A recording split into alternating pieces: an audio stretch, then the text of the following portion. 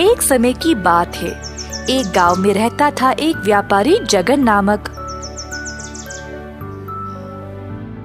उसके पास थे 2 गधे जिनका वो भार उठाने के लिए अपने व्यापार में उपयोग करता था।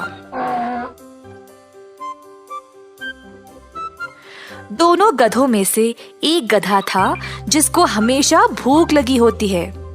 ये गधा बहुत सारा भार उठाता था, परंतु उतना ज्यादा खाता भी था।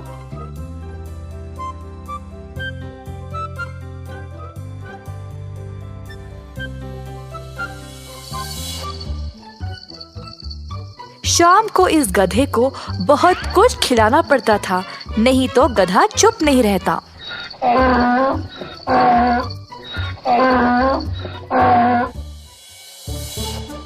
उसी गांव में मनीष नामक एक और व्यापारी था जिसके पास भी था एक गधा, परंतु मनीष का गधा उतना भार नहीं उठाता।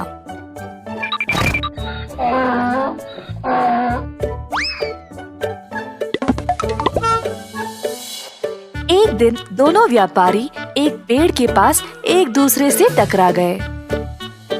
जगन भाई, तुम भाग्यशाली हो, तुम्हारा गधा कितना सारा भार उठाता है।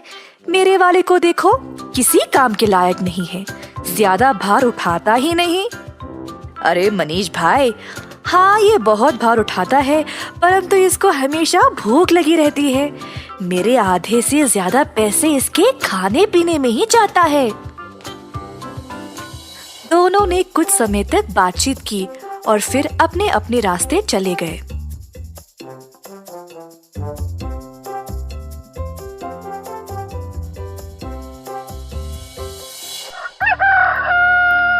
एक दिन जगन और उसकी पत्नी भूखे गधे के बारे में बात कर रहे थे। राधा, इस गधे को पालना अब कठिन हो रहा है। इसके कारण मुझे बहुत नुकसान झेलना पड़ रहा है। सही बात। एक काम करते हैं, तुम्हारे दोस्त मनीष को ये गधा पसंद है ना? मनीष को ये गधा बेच देंगे, समस्या ही हल हो जाएगी। क्या बोलते हो जी?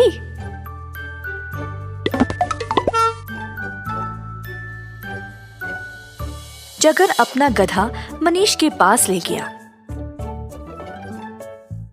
मेरे दोस्त, तुम हमेशा परेशान रहते हो ना कि तुम्हारा गधा काम नहीं करता है। मैं तुम्हारी सहायता करूंगा। मेरे पास एक और गधा है, तुम इसको ले लो। ये वही भूखा गधा है ना? अगर ऐसा है तो मैं इसकी देखभाल नहीं कर सकता। अरे नहीं नहीं, ये दूसरा है। ये देखो, इसके सिर पर ये वाला निशान भी है। मनीष ने पूरी तरह गधे को जांचा और फिर जगन को गधे के पैसे दे दिए।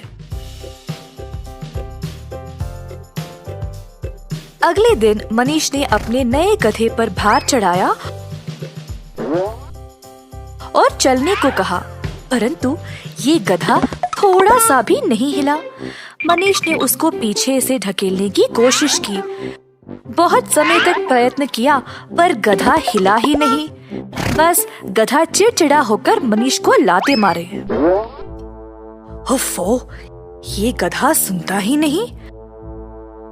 लगता है जगन ने मुझसे झूठ कहकर वो भूखे गधे को बेच दिया है।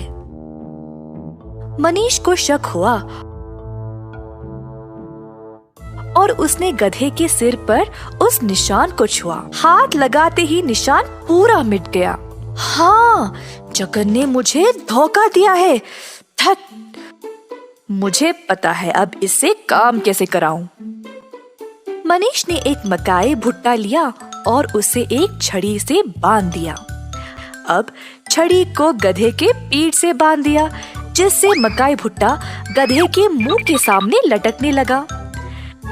गधे ने मकाई देखा और उसको खाने की कोशिश में आगे चलने लगा। इसी तरह गधा खाने की कोशिश में आगे चलता रहा, भार पीठ पे लिए।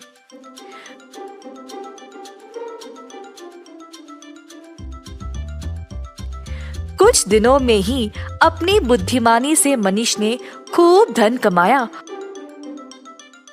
और समाज में बड़ा नाम।